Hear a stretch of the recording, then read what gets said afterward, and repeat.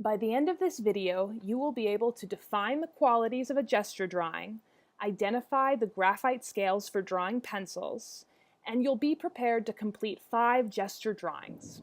Today we're looking at one of my favorite types of drawing, the gesture drawing. A gesture drawing is a quick way of using expressive lines to capture form, proportion, and the emotion of a subject without worrying so much about the little details.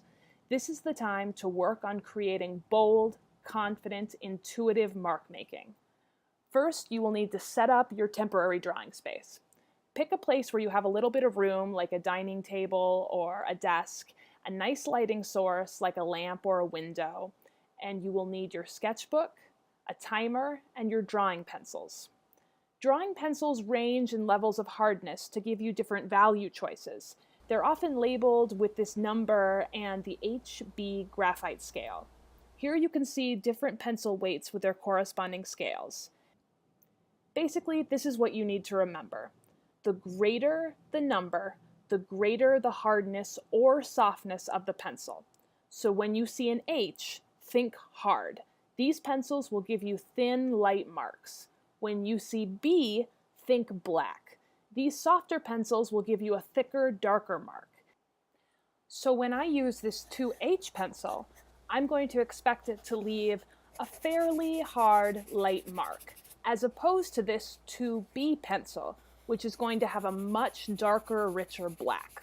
The HB pencil is right in the middle and considered equivalent to a number 2 pencil, which is what most of us use every day.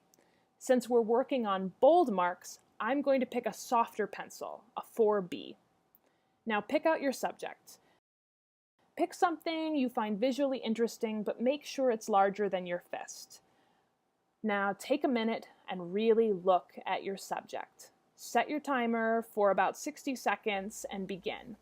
Since you don't have much time, just let yourself experiment. Let your hand move as your eyes see, but keep your eyes mainly focused on your subject. Gesture drawing is not so much a technique as a shift in attitude, a celebration of every mark on the paper and not thinking, just seeing and moving. Now, reset the timer and do this 4 more times. When we draw this way, we're not looking for contour lines or edges, though we may capture them. We're focusing on form, proportion, feeling, and movement.